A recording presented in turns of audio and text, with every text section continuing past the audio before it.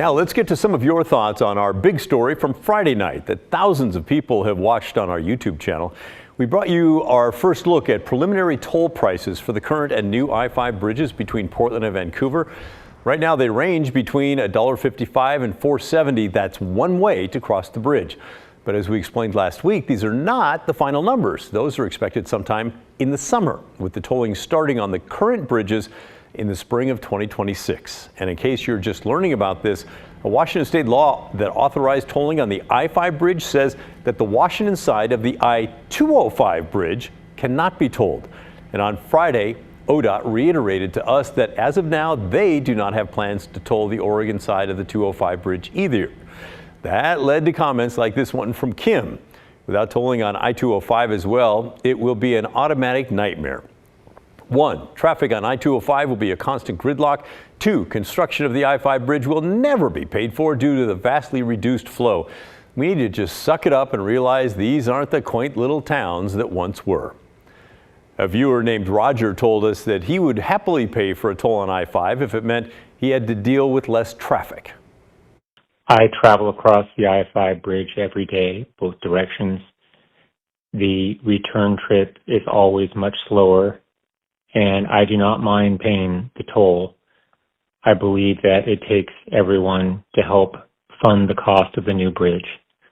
And if the 205 bridge is not tolled, I will gladly pay the toll on the I-5 bridge if it means less traffic over the I-5 bridge.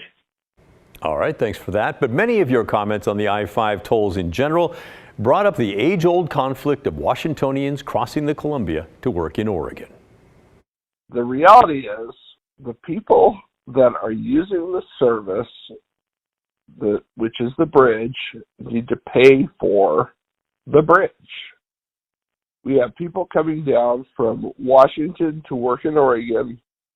They don't pay income tax here, and then they go back to home.